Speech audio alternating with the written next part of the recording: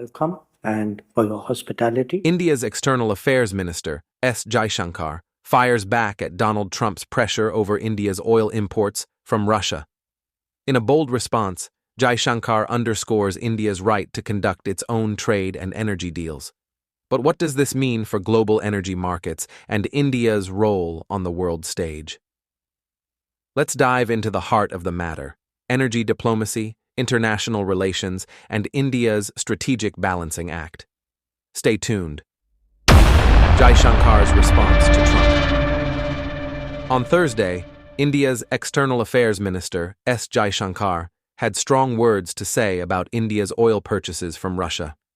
At a bilateral meet in Moscow with Russian Foreign Minister Sergei Lavrov, Jaishankar responded to former U.S. President Donald Trump's pressure on India to stop buying Russian oil. Trump's argument has been clear. He accuses India of fueling Russia's aggression in Ukraine by continuing to buy oil from Moscow.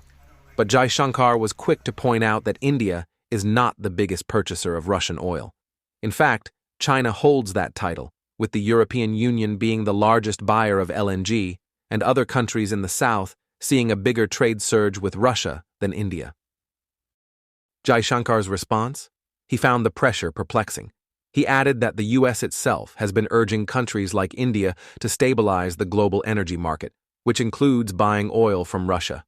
In fact, India has increased its oil imports from the U.S., making the logic behind Trump's accusations even more confusing for New Delhi. The bigger picture: India's strategic energy interests. India's oil purchase from Russia has been driven by market conditions, according to the Indian government. With soaring global energy prices, India is finding itself balancing multiple energy sources to meet its growing demand. But, despite buying oil from Russia, India has also turned to other partners, including the U.S., to secure its energy needs. It's not just about energy. India has a strong diplomatic and economic relationship with both the U.S. and Russia, making this balancing act all the more complex. So, while India is buying oil from Russia, it's also diversifying its imports to ensure stability.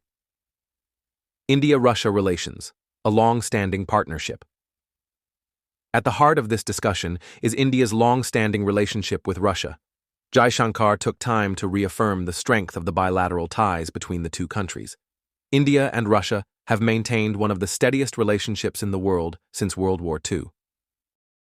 Beyond oil, the two countries are also focused on expanding trade in other sectors like agriculture, pharmaceuticals, and textiles.